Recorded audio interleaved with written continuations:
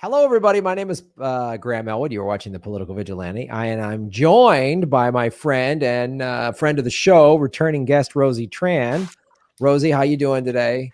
I'm good. Crypto is crashing, which is great for anyone who believes in decentralized currency and freedom, because that means you can pick up some cheap discounted coins.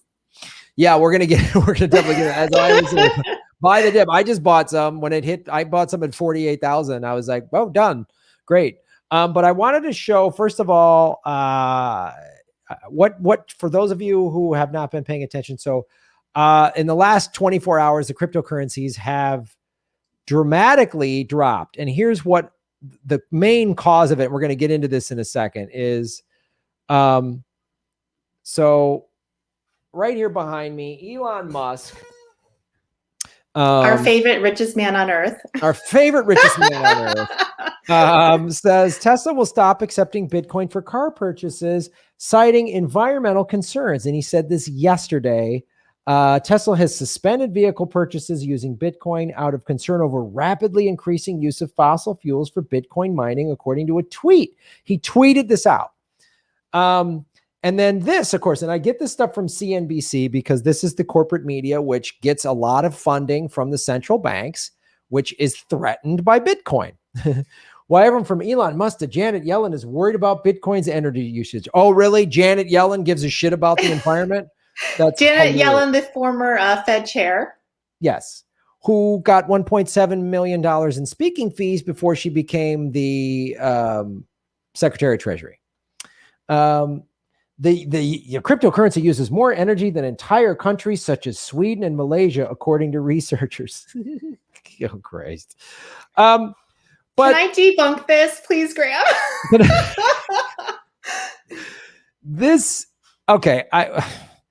And I'm going to show some other clips and some other, but so this is, I remember when I had you on my show over the summer, somebody asked in a chat, it's a legitimate concern. Oh, wow. Bitcoin mining uses a lot of energy. But then this hysteria is, first of all, so unfounded in so many ways, because it's like washing machines worldwide use a lot of energy.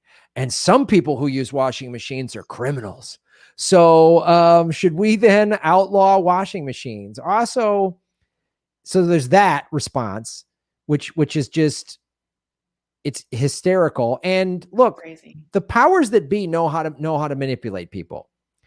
So, and they want to get people who care about the environment. I care about the environment, and they want us to go, and so just just get rid of Bitcoin, which is just don't use it because it's bad for the environment, which is a preposterous thing. If that's the case, then let's shut this show down right now, get rid of our cell phones and our iPads and everything else, and shut down the internet. The internet uses a lot of energy.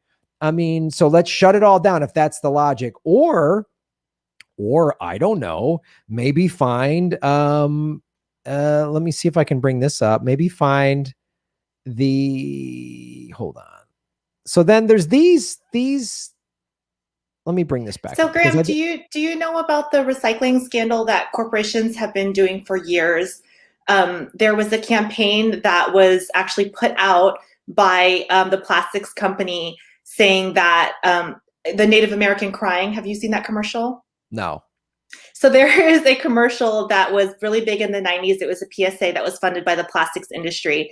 And they have a Native American crying because of all the plastics pollution. And it was funded by the plastics industry because they were trying to shift the blame from the plastic manufacturers to individuals, saying that the reason that the earth is suffering is because individuals are not recycling enough. It has nothing to do with the plastics industry booming and increasing.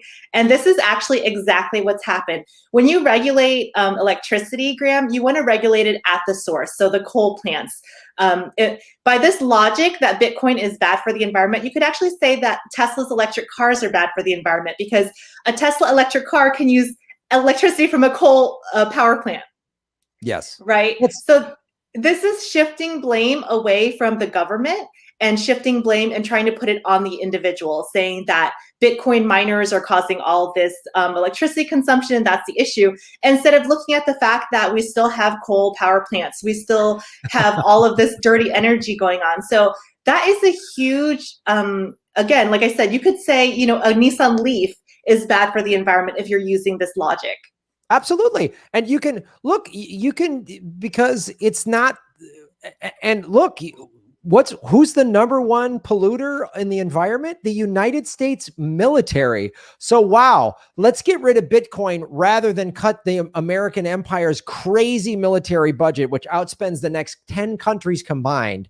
Let's not talk about that. Again, this is distracting. Exactly. You're bringing and nobody talks about the petrodollar. Nobody talks about the fact that our dollar is based on petroleum trading. I mean, this is absolutely crazy. If you want to talk about dirty money, this is the same argument they use when they say, well, Bitcoin is used by criminals. And there's never been a drop of cocaine on a dollar bill. So, oh my God. The number one criminal currency is the US dollar. I mean, that's like, well, we could go on and on with this. And it is, I'm so glad you brought this up because it is so clearly a distraction.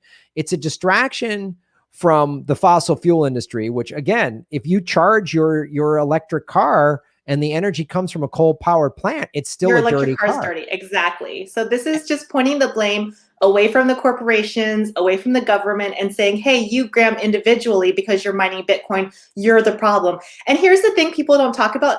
Bitcoin is actually cleaner than a lot of other money because of the fact that you can mine anywhere. So if you decide, you're done with the US government and you want to move to the Cayman Islands or something, or you want to move somewhere and you set up a Bitcoin miner, it is going to find the cheapest, most efficient energy around. So if you have a solar panel or a wind turbine outside your house, it's going to go for that energy. And a lot of times that energy goes into waste because solar energy and wind energy can't travel long distances. So Bitcoin actually moves towards more renewable energies, which is something last time I was on your podcast I didn't know about. And I've done a lot more research because I heard this question so much, people saying it's dirty, it's dirty, it's dirty. When you do research about how dirty, physically dirty for the environment, the actual legacy banking system is, it will blow your mind. Of course. And that's what the heart of all this. I mean, we know that the central banks and the ruling elites are threatened by Bitcoin. Of course. Because look, you can become independently wealthy. I can become independently wealthy with Bitcoin or crypto in general, but Bitcoin specifically, without exploiting people. It is a freedom money. You're not, someone once said, I forgot who it was recently, but the quote blew my mind. They said, do you know why the Afghanistan war hasn't ended yet? Because no one has had to pay the bill. They just keep printing more money to fund this war. Back in the day, in the 1700s and the 1600s, when money was sound money and it was backed by gold, they would just run out of money. They would run out of money and people would get tired and hungry and soldiers wouldn't have enough provisions and the war would end. How long has the war in Afghanistan been, Graham? I'm not sure I even remember. 20 years now? It'll be 20. October will be the 20-year anniversary, which is and people who are just okay with that, I'm like, that would be like we were still fighting the Japanese in 1961, 20 years after crazy. Pearl Harbor. And the reason it keeps going is because they keep paying for it with printed money. They kick the can down the road. Bitcoin has not funded any wars, any blood money. It's people's money created for the people, by the people. The decentralized network means that no one government entity or central bank can control it. And the bankers are really scared, Graham. Yeah, and they're scared. And the other thing that drives me nuts is they don't even like I saw Bill Maher's stupid thing and I made fun of that old idiot. He was horrible. Misinformation. Hashtag misinformation.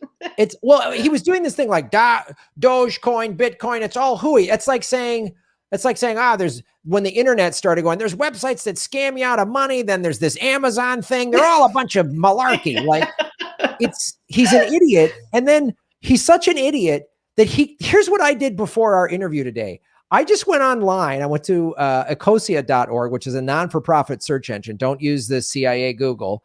And I just typed in, this is the most basic search you could do, Rosie. I typed in green energy mining for Bitcoin, and I see this. First ever green Bitcoin is about to be minted. This is 2 months ago. Is the new mining pool the answer to Bitcoin's environmental issues? And I pulled this out of this article in a statement. The pair explained that the mining operation named TerraPool will consist of both Argo and DMG's hash rate, which uses energy generated predominantly by hydroelectric sources. That's just one article. That's just one article. You can set up a solar panel outside of your home right now and start mining Bitcoin and using electricity directly from the sun. This nonsense about Bitcoin being bad for the environment, is it perfect? No. But as we become more and more green as a society, granted the giant petroleum companies don't try to squash everything that's happening, we are going to have a completely green financial system, energy system, and this is really scary to the old system that profits off of people suffering, off of the destruction of the environment. It is really, really scary to those people because, Graham, they make a lot of money. Yes. And they make a lot of money. And then some people are starting to even wake up to it. Jack Dorsey Square invests $10 million to promote green energy for Bitcoin mining. Like he understands this. So some of these people understand this and it's so, and again, that was and there was the top search. There was a dozen articles and I just picked two, just quick copy pasted those on a basic search. So it's it's so ridiculous to me, but I want to get into, so we've obviously, and I wanted to talk about this and bring you on to, first of all, debunk the Bitcoin is ruining the planet narrative, which is bullshit. And we know why it's bullshit, because it threatens anytime the ruling elites are threatened, they have a fantastic propaganda machine in place. And it's for people like Bill Maher, who's paid $10 million a year by big corporate media. Have you read Myth of the Liberal Media, Graham? No, but I bet you I know how it ends. I bet you I know the story.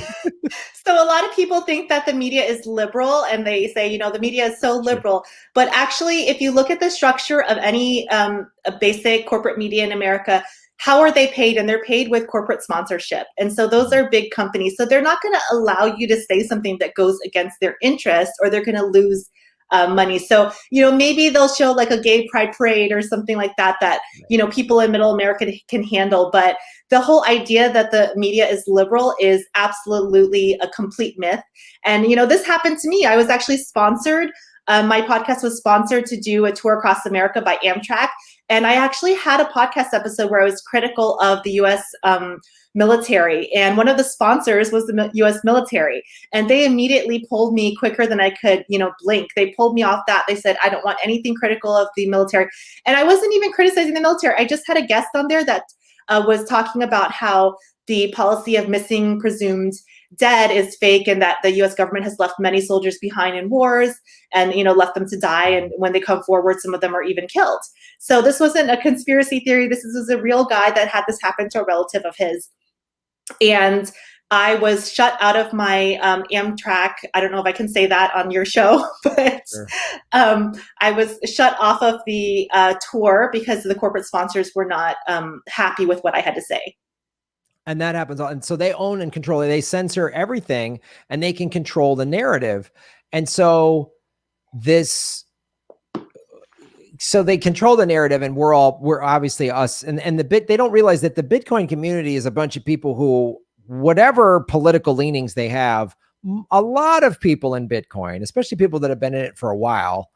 I've only been in it for a year. So people that have been in it way longer than I have are attracted to its decentralization, attracted to its financial revolution. And they smell all this bullshit.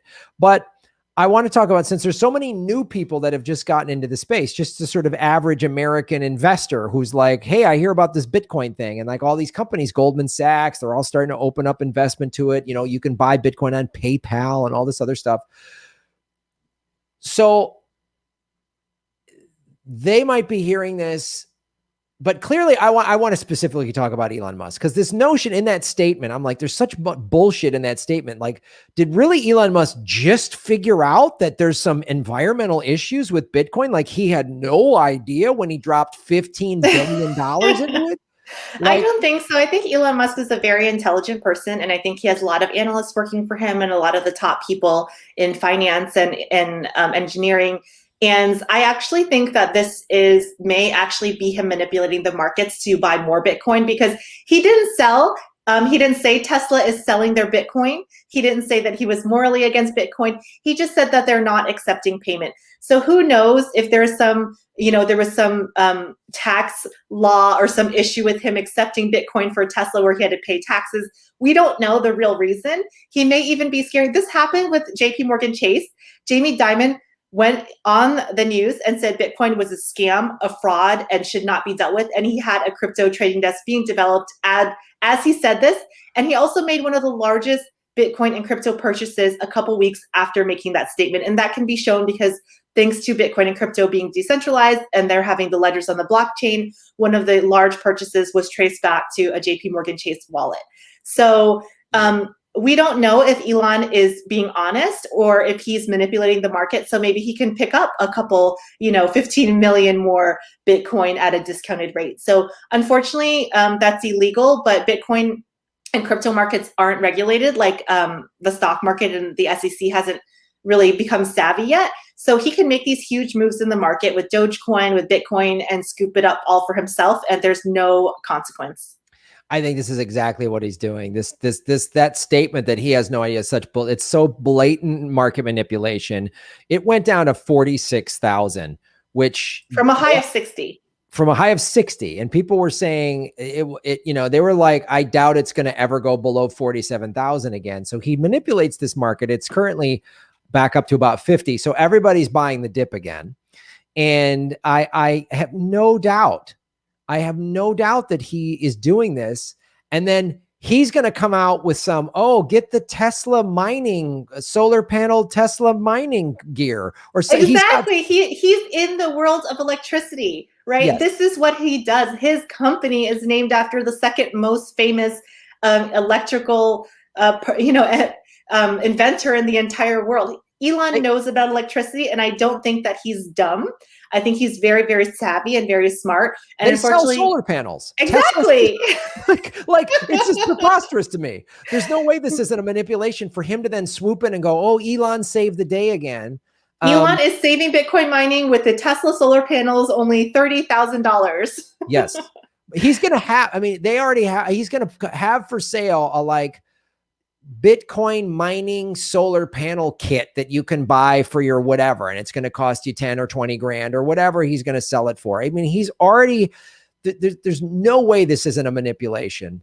And he just scooped up a bunch. I'm sure he bought a bunch of Ethereum right now. I'm sure he bought a bunch of, Litecoin was getting up to near 400 a coin. It's down to, they all came down. So I bet you he bought up a bunch of them, and maybe Cardano, whatever. You're totally right, Graham. I watch, you mark my words. I want you to have me back on the podcast when he releases his whatever. And I want you to play this clip because I guarantee you that is what's going on. And who I feel bad for is the average American who's trying to get a piece of the pie. This is just like the GameStop thing. The average American just wants to get ahead. They're trying to learn about crypto, invest in Bitcoin, and then something like this happens. And unfortunately, people who are not sophisticated, people who are just dipping their toes in the market may have sold for a loss. Yeah. And that's a thing. Yeah. Don't ever, anybody listening to this show or watching this show, whenever there's a big correction like this, do not sell. Don't panic sell. Hold on to it. It's only a loss if you sell it. So exactly. And buy the dip. But yeah, this is the thing that's so detestable about Elon Musk. He just thinks this is a game. It's like when, there's a, people were like, hey man, are you participating in this coup in Bolivia to help get minerals for your batteries, for your cars? And he tweets, we'll coup who we want to coup. So this is just fun for him, destroying people's lives and seeing people, see their they woke up yesterday morning or whatever last night and saw their crypto portfolio was down whatever percent. And they were like, holy shit. Like I watched that show BitBoy Crypto. I don't know the guy personally, but he was like, I'm down $4 million. He goes, you're fucking with people's lives. And because let me be real clear here. Elon Musk does not want BitBoy Crypto or you or I or anybody to become billionaires. He doesn't want that. He doesn't want us to be wealthy and have power, because if God forbid, if we have power, we might actually do something like, I don't know, end homelessness. Elon Musk could end homelessness and still be a billionaire. So could that bald bag of shit, Jeff Bezos, right? So they fuck them, because they made their billions exploiting people. They made their billions extracting wealth, resources, and labor from the majority of the people on the planet. Bitcoin doesn't do that, and they can't have that. Yes, and that's why I actually hashtag not financial advice, but I would urge all of your fans and all of your followers to get educated about crypto and Bitcoin, because I don't want to sound snide or sarcastic, but this is only a digitization of the entire monetary system. It's once in a lifetime. This is not going to happen again that we know. This is at least a once in a 50-year thing that's going to happen, if not once in a couple thousand-year thing that's going to happen. They're basically changing the entire monetary system, and it's up to us, the people, to vote on this decentralized system that's for the people and not the central bankers. And if you guys don't know really who is benefiting from this, it's people of color, it's women, it's anyone who's been disenfranchised, because our capital has been systematically stolen from us with inflation. And if you don't understand that, it's a little bit complicated, but what the central bank does is they print basically money whenever they feel like it, and it goes to the top 1%. It doesn't go to you or me, Graham, unfortunately. I wish it did. And so that's how wealth is created out of thin air for the richest people, and the poor and middle class, we get the crumbs. It's actually happening in real time, because these trillions of dollars that the federal government has printed out in these last, 3 stimulus bills, 1 under Biden and 2 under Trump. 25% of the monetary supply was printed in the last year and a half. 25%. And I didn't get that much of it, Graham. I got, I think, $1,000 or $1,600. I got 1,206. I've only gotten 1,800. This next round of 1,200, the IRS told me I'm only getting $600 for whatever reason.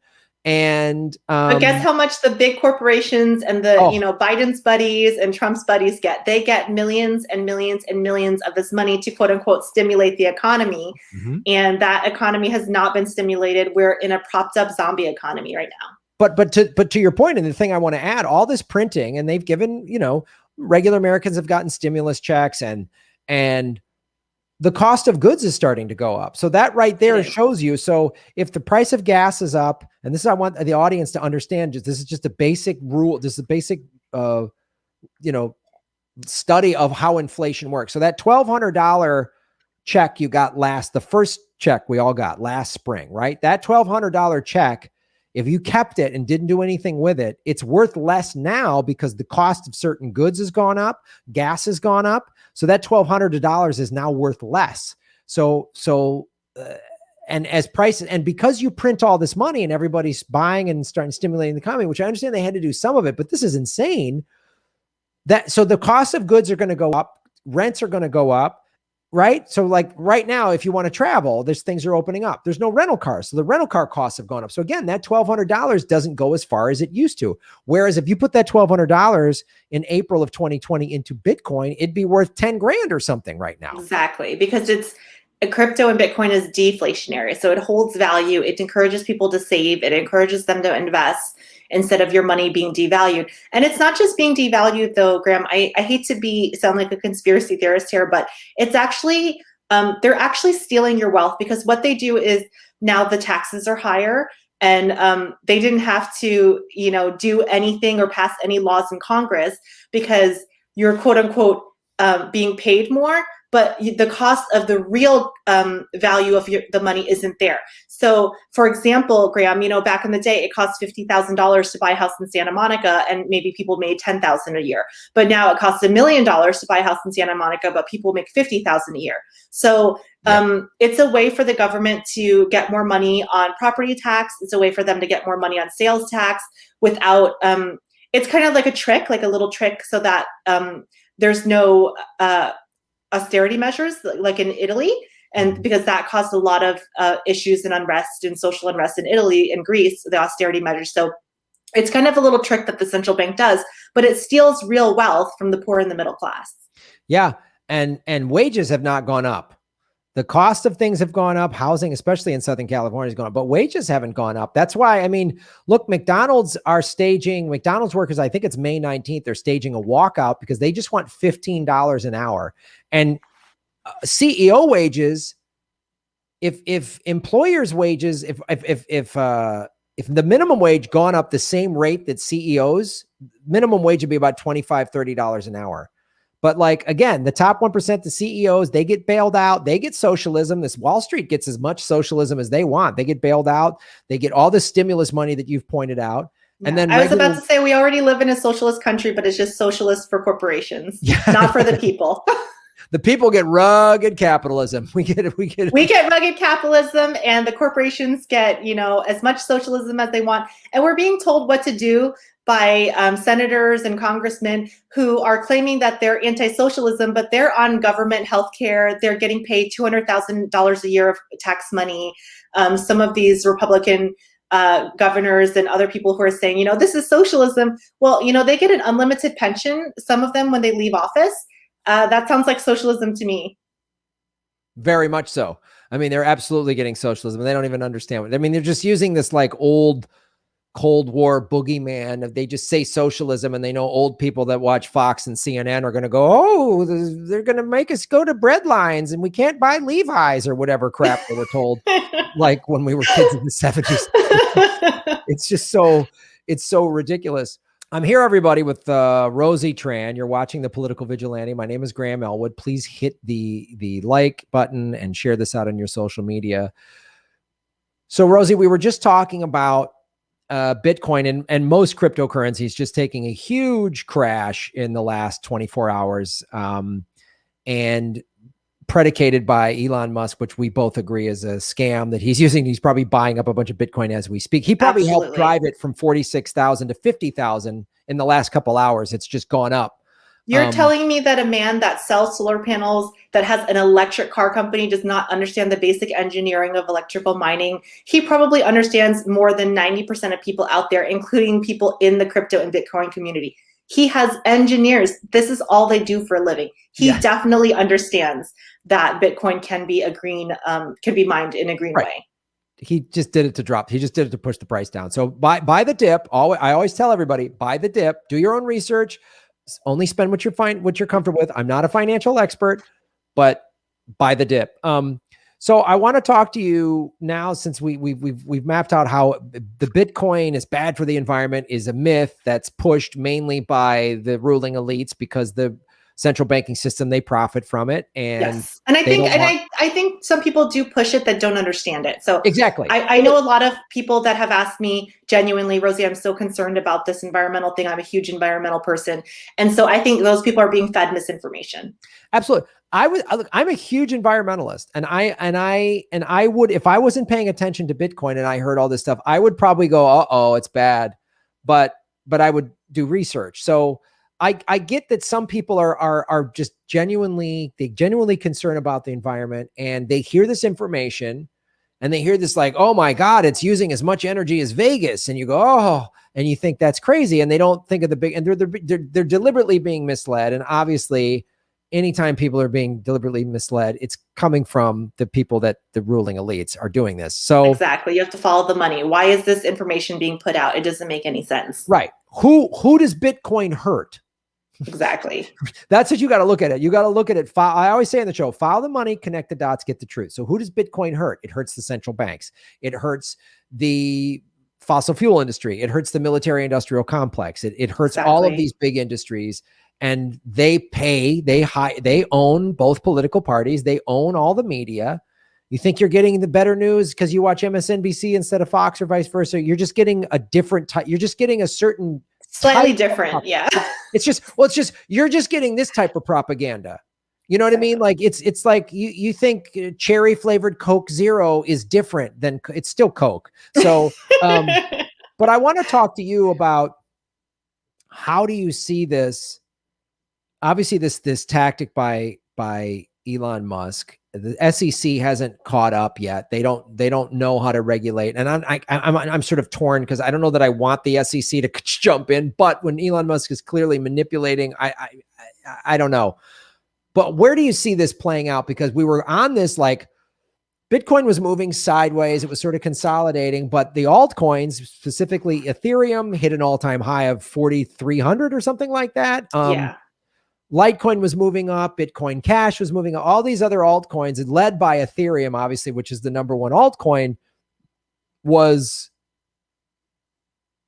and everyone's talking about all these other YouTube shows that I watch are like, we're heading into an altcoin season. Ethereum's going to be at 10 or 20 grand by August or September. Everyone's got these predictions, and they're basing them on very solid market analysis and market cap and stuff like that. So now that this wild card got thrown in there, where do you see things going? And how do you see, since the federal government and the Janet Yellens of the world are scrambling right now, and they're using the puppets like Bill Maher to scare regular people that don't know enough about it. Where do you see this? Where do you see this happening? Obviously, you're going to come on my show in about 3 to 4 weeks and go, see, we told you, Elon Musk just announced, fill in the blank.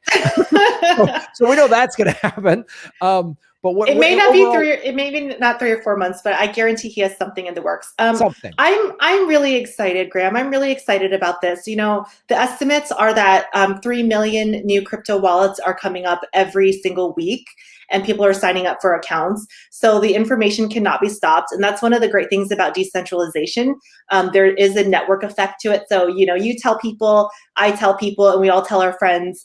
And, you know, sometimes it takes, I have friends that I've been telling about Bitcoin and crypto since 2013, and Wow. they have just come forward saying, hey, I kind of like want to know about it now. So I'm really excited for the future. I think that, I actually think that the fact that a Bitcoin and crypto have this veil of being very complicated, even though it's not, deterred a lot of, you know, the Janet Yellens of the world from doing more research. And also they didn't take it seriously. So they were scrambling. And now a lot of big hedge funds and other Wall Street people are getting in. And I think that's a good thing too, because even though I want the little guy in, I think a lot of these guys are buddies of people up in Washington. And so they're not going to regulate their buddies. And so that's a positive. But what I really think is that these projects are really exciting, and I do think that there will be a recovery. I've been watching Bitcoin and crypto since 2013 when I got interested in it. I had a pro crypto guest on Out of the Box podcast, my podcast, and I watched it. I was, you know, too scared to invest for a really long time, and I watched it go up and down and up and down.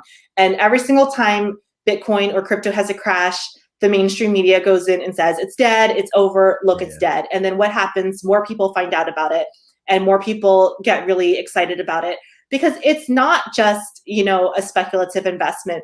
It's a promise of a future of a decentralized government, not government, decentralized finance, where the little guy can win. And I think that's the biggest thing that drew me to it, is that it's a financial revolution. You know, after the theory is that Satoshi, the creator, was a cypherpunk, and he was upset about the central bank bailouts. So he was anti-government, and he was disgusted, he or she or they were disgusted by the central banks being bailed out with our government tax dollars. You know, they're claiming that they can't afford universal health care. They're claiming that they can't afford UBI, but they can afford to bail out the biggest, most corrupt banks in the world. So I think people are a little bit tired. I think millennials and Gen Xers and the newer generation, they're tired. I mean, look at what they've had to go through. A lot of the young kids under 20, they've only known war in Afghanistan. They've only known the United States at war. They've only known recessions. They've only known, you know, massive student loan debt. So something has to change. And I think that this is the perfect time for something like this. I really, really do, Graham. And I'm very, very positive about the future, because people like you who have a passion for everyday people, and, you know, all of my friends across the board, believe it or not, from left to right, really support this, because people are sick of, you know, the corporations being in bed with the government. They're just tired of it. Yeah. And it's funny. Like when I hear older people like, these millennials, I go, that generation and the younger and the Gen Z, they've had to deal with, like you say, nothing but war. They saw, and this is like the GameStop thing that happened. When that happened, if you read in the Reddit comments, it was a lot of people going, hey, the last housing crash, my dad lost his job. We lost our home. My mom's retirement was taken. Like my dad killed himself. We had an opioid problem. Like a lot of the problems that are hitting America, like the opioid epidemic, a lot of that is because people got wiped out 10 years ago. They feel like there's no hope. There's no American dream anymore. Exactly.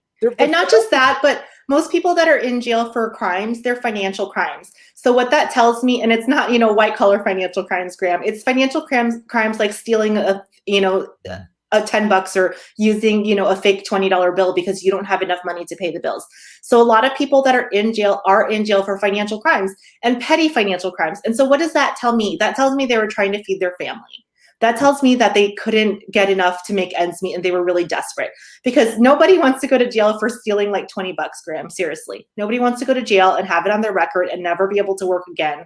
And it's just silly to think that these people are criminals and thugs. And again, a lot of people are in jail for, selling marijuana and other, violent and victimless crimes. So people are desperate. People are tired.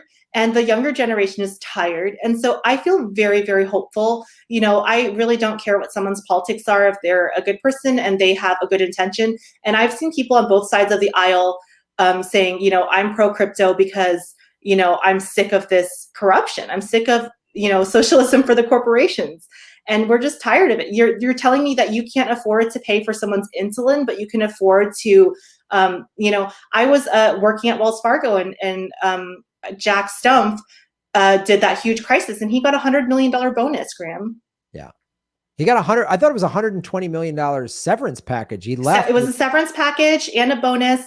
And you want to hear the crazy thing is that they tell these lies that they're regulating the financial industry. Again, I was a $20,000 a year paid assistant, and they were regulating me. They were actually combing through my 401k for insider trading because of the new laws that were passed after 2008 to pretend to regulate the financial industry. So they were worried about me, a $20,000 a year assistant doing insider trading. Meanwhile, the CEO gets a $120,000 severance package. I'm not sure if that really adds up, but it didn't add up to me.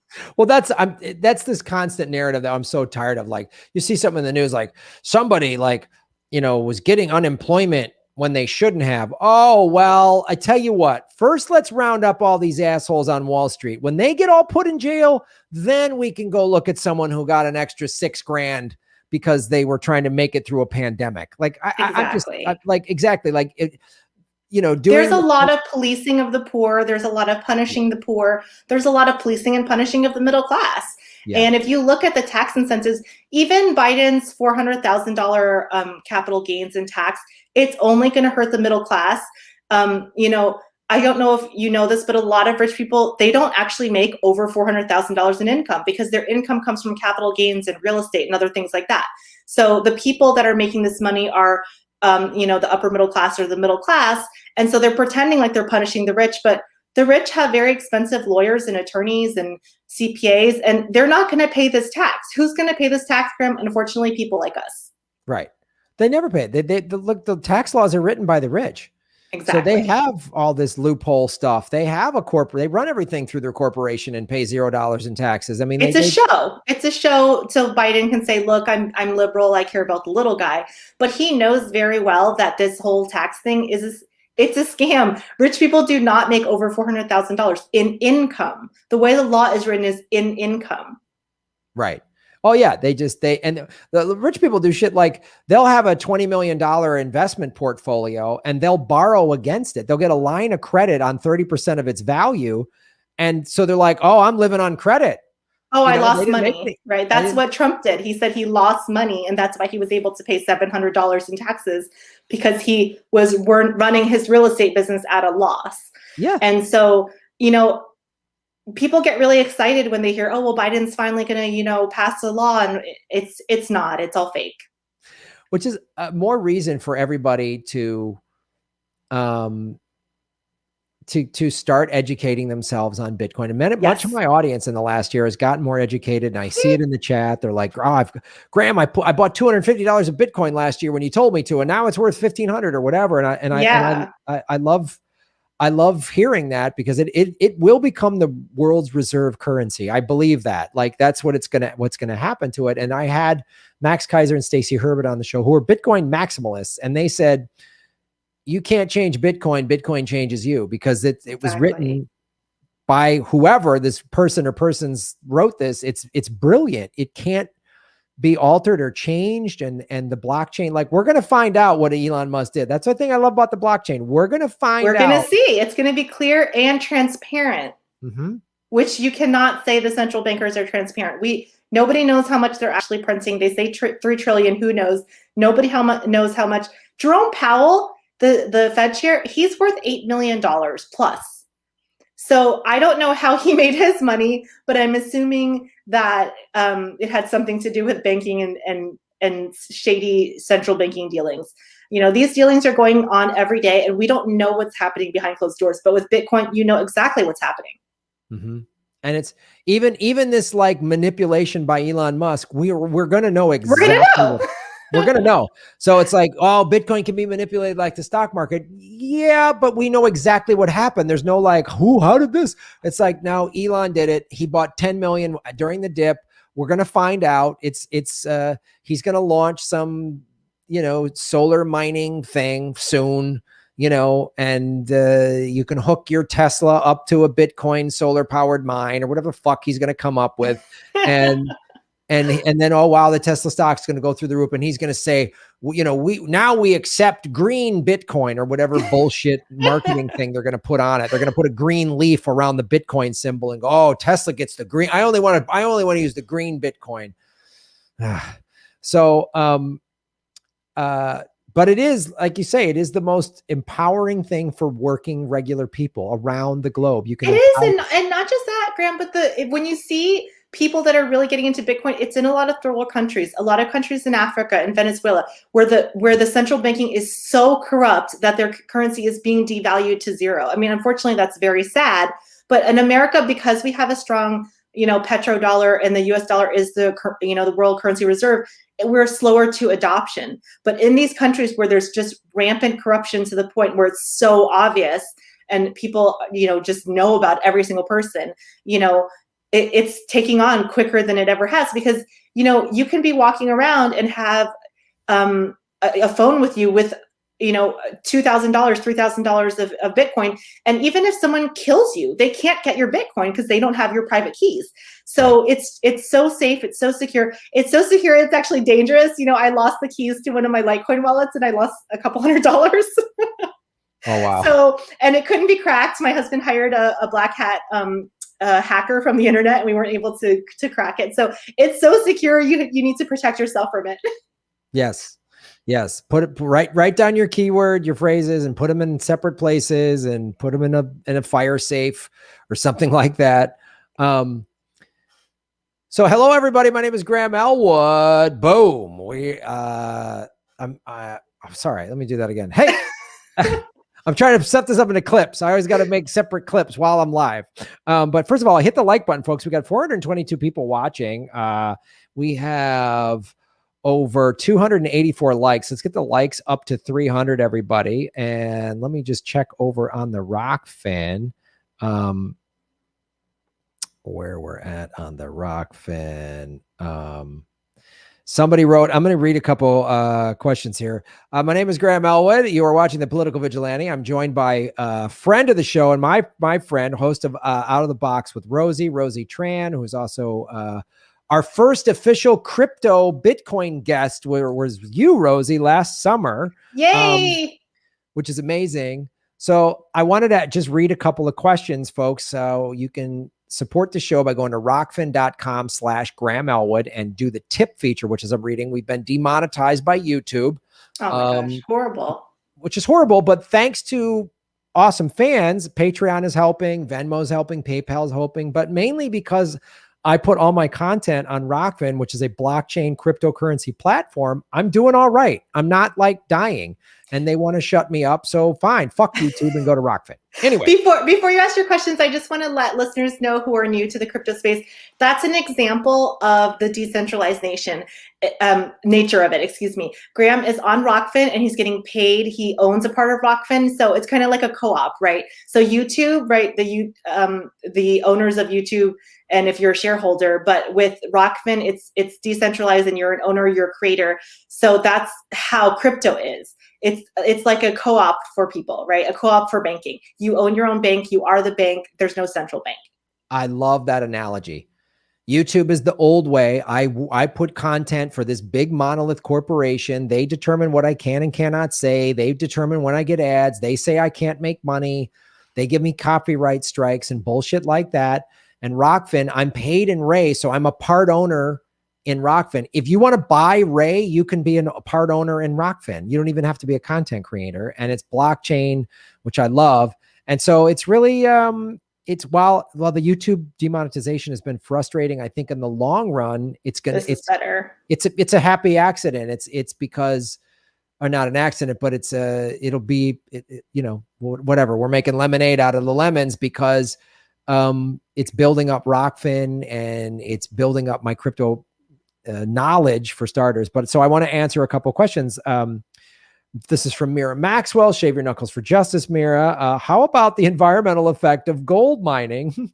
Mining of other metals used to store value. How about the energy to transport and store the physical assets? Wow. Exactly. Another great example. Wonderful example. And like diamonds, like here's Bill Maher talking about this rich guy who goes to Hollywood parties. I don't know if he wears diamonds. He's probably got a Rolex, but he has no problem with diamonds, which are literally African slave labor is how diamonds are mined. But no one in Hollywood has a problem with that when they go to their award shows and they're worth $40,000 worth of slave diamonds. That's not a problem for everybody, apparently. So thank you for that, Jim Garrison. Great guest. Thank you, Jim, for supporting our show. Very much appreciate it. Hi, Jim. Hi, Jim. Annabelle Corley watching from down under in Australia. Shave your knuckles for justice. Wall Street will invest in anything that makes them more money. Their greed knows no bounds. For them to try and discourage regular Americans to invest in crypto makes sense. They will never change. This is a great point. Again, it's what we talk about on this show, what you and I have been talking about. Follow the money. Where are the smears coming from? Who's generating them? And what is their motivation? And it's like, again, Bill Maher doesn't want some 26-year-old kid or single mom to become as wealthy as him because he got his wealth through traditional media. I'm not taking anything away from him as a comedian, but he's not as funny anymore because once you have a these kids today bit in your act, you're an out of touch old man. I'm sorry, you're done. He is, but his act, I saw the clip and it wasn't just that it wasn't funny. It was a lie. He was talking about things that were not factual. He was talking about things that were not well researched. And that was really, really sad because it could have been funny if he took it a certain way and used facts. So I was really sad that he decided to go in that direction. And he, when he lumped them all together, I was like, God, he doesn't even he just sounds like somebody that doesn't understand software or like just there's different technologies for things. Like Ethereum is like a technology. It's different than Bitcoin. He doesn't understand that. Other like altcoins and projects are you kind of getting excited about? Because there's altcoins I always tell people basically, as it was explained to me, Bitcoin is like gold. It's a digital asset. It can never change. And the altcoins are I treat them like stocks. They can, some of them, even if they're on the blockchain, if they're using Amazon servers, they can get shut down. They might have an owner of a company who's pumping and dumping. It might be a scam. I don't know. They could get bought out. They could go out of business, blah, blah, blah. So I just say, people just do your research on each individual altcoin because they're all very, very different. So what altcoins are you into or are excited about, or what new stuff is happening in the altcoin space for you? So before I get started, I do want to say hashtag not financial advice and reiterate to do your own research. I love the altcoin space. I know there's a lot of Bitcoin, what's called maximalists, which only believe in Bitcoin.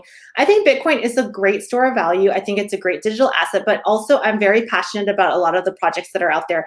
And I want to say that it's a little bit closed-minded to be such a hardcore Bitcoin maximalist because a lot of these projects are new. They're in their infancy. We don't know what's going to happen. We don't know what kind of programs are going to be created on top of them.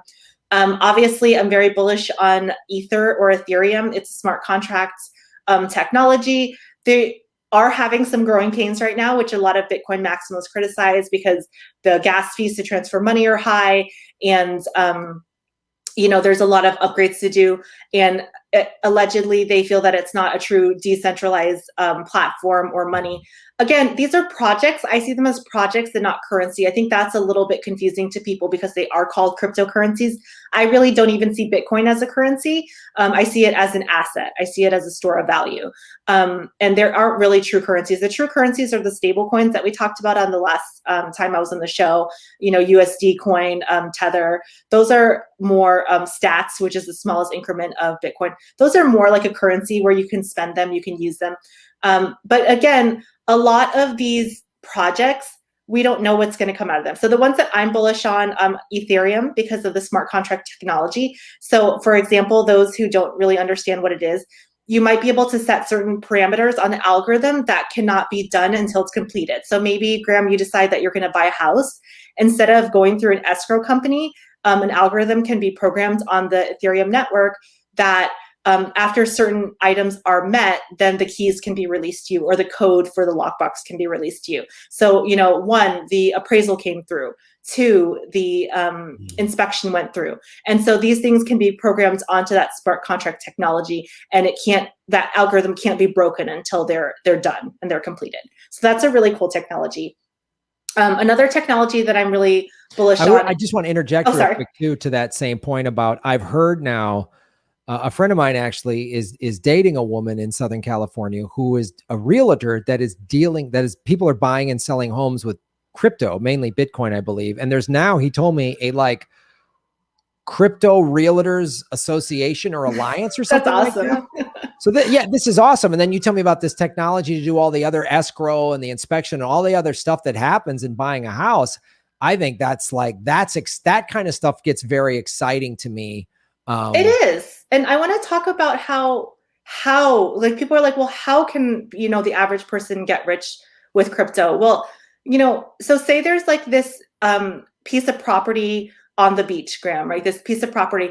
In the past, developers would buy that property and they would make all the money. Well, the way that crypto works is now you can tokenize something. So you can take that property, let's say it's 1234 Main Street in downtown Santa Monica, and you can tokenize it. And so it's in little pieces. So you, Graham, can buy a token and you'll own part of that property. So you don't have to be a millionaire or a billionaire to get into a real estate investment. Maybe that token is $1.50. Maybe that token is $10, and you'll get that residual income, the interest or the staking amount or whatever. And so it's allowing the average Joe to get rich with that tokenization. And that's that blockchain technology that you hear a lot, is that you can tokenize an item, and you can do that with film fundraising. You can do that with anything where you can tokenize that object and decentralize it.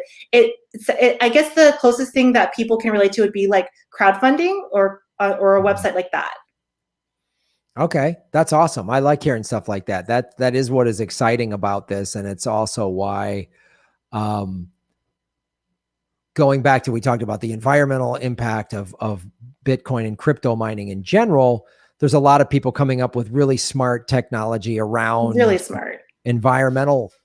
environmental issues, and so I think too, when I see like Litecoin and Bitcoin Cash, in addition to Ethereum and Bitcoin being traded on like PayPal, like this, I think that's going to get more people into these, and like Coinbase is now it's traded on the stock market. And I think it's going to get more adoption. That's the thing. Right now, we still only have like 1% to 2% of the world is even using crypto or own some of it.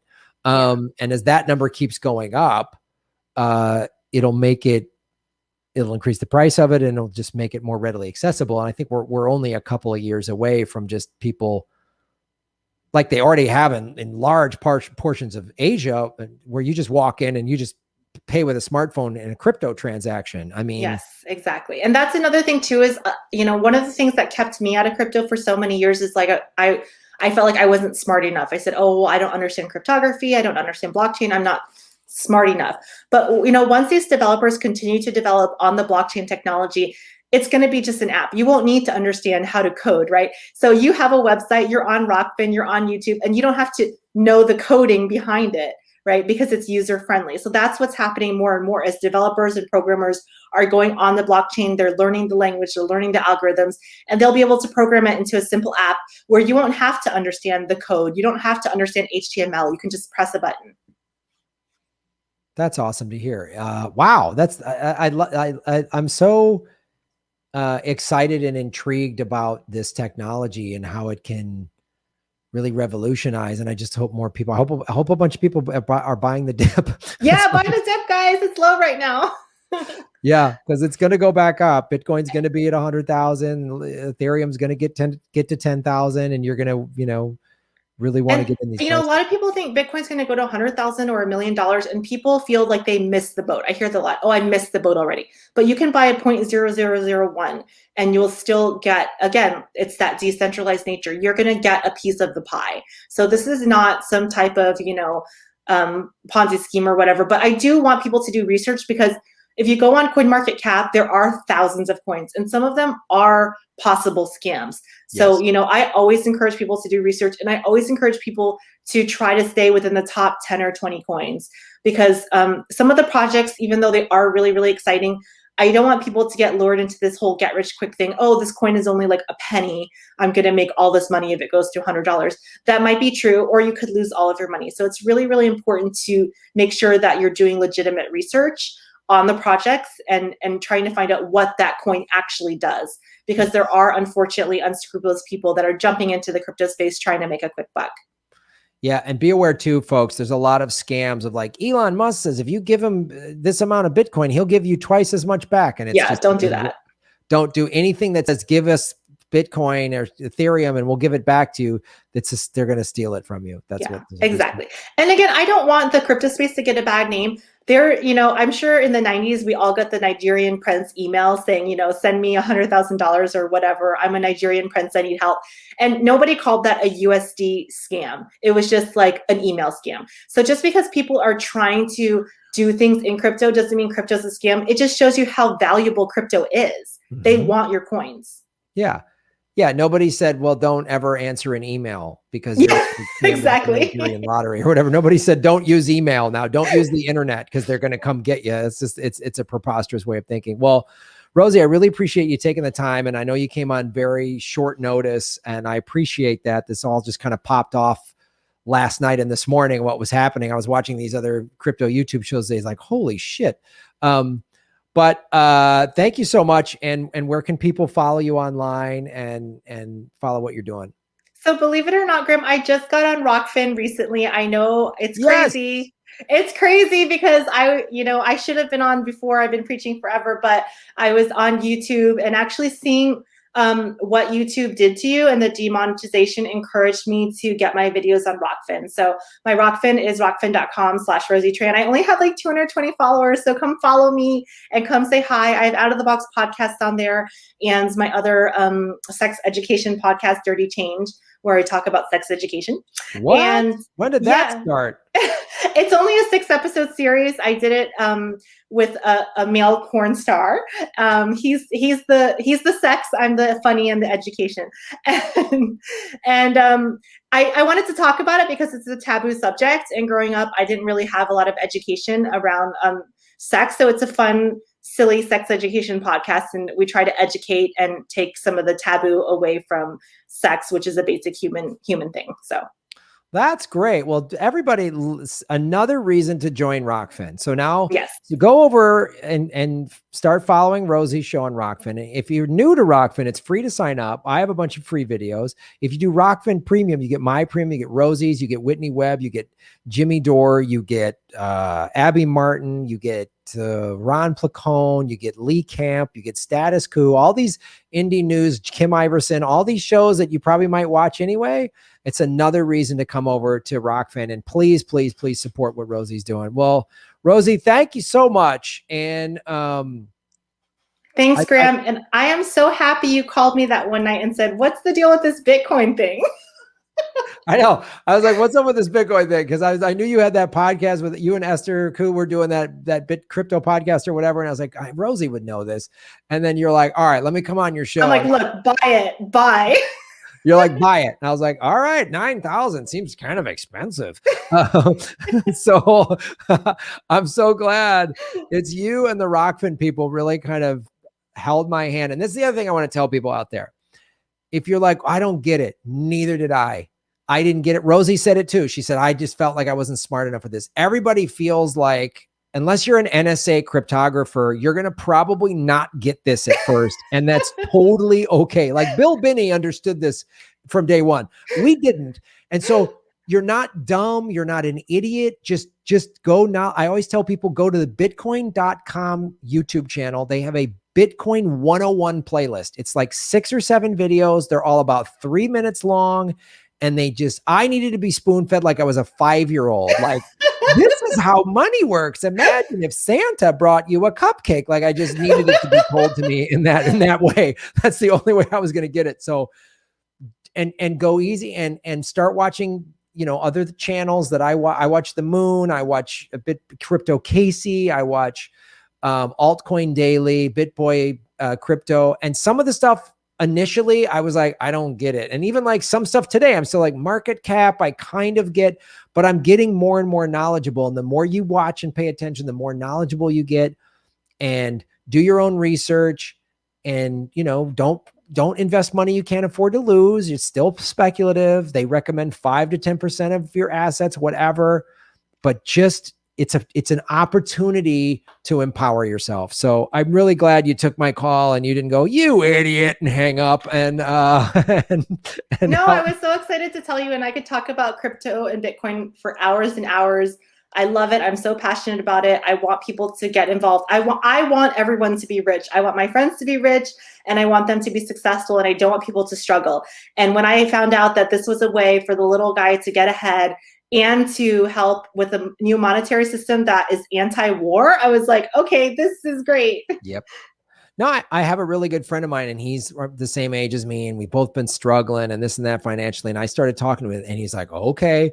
And then he was like, he's the guy who got me into Litecoin. He bought Litecoin at like, $85 or something. And he was like telling me, and now he's got, my portfolio, and I started with this amount and now it's worth that amount. And even after today, he's still like up, we're all, and so, yeah, it's great to, and he's like empowered. We're both like, okay, right on. And my goal, since the banks and the corrupt two-party system, let Horrible. the banks steal my home. They stole my home and 6 million other people's homes. My goal is, if these altcoins go through the roof like they say they're going to, I want to buy a place and be like, suck it. I got a house for crypto. Eat it. Exactly. And it's crazy, because once that's the big dive that really switched me, was getting into crypto and Bitcoin and learning about the central bank and how the central bankers steal our wealth and give it to the ultra rich. I couldn't believe it, Graham. I was shocked.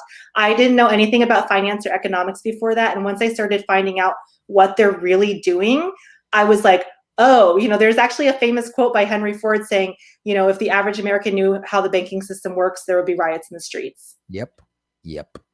Well, Rosie, thank you. You've educated me, and so you've helped educate my audience. So we very much appreciate it. So go check out Rosie Tran on Twitter and all that, but actually Rockfin. Go to Rockfin. Go to Rockfin. Follow me. Yeah, follow her on Rockfin. Let's get her numbers up. She's only a couple hundred followers. Let's get them up to a couple thousand right now. Let's do that right now. All right, Rosie, thank you so much. Hi, thank you so much. And we'll talk soon. Thanks for watching, everybody. Please hit the like button, the subscribe button. Go to patreon.com/Graham Elwood and rockfin.com/Graham Elwood, where you can support the show. Also, I have a Bitcoin wallet, a Bitcoin Cash wallet, and an Ethereum wallet in the show notes. We're taking cryptocurrency. I have a Coinbase affiliation link. We're going to be getting on some other exchanges. So that's how you support the show. Make sure you hit the subscribe button. YouTube is unsubscribing us at an alarming rate. I have a PayPal button at grahamelwood.com. I even have a Venmo at Graham-Elwood. There's a lot of ways to support our show. We are getting crushed by YouTube. We've dipped under 73,000 subscribers because of YouTube. Thanks for supporting what we do.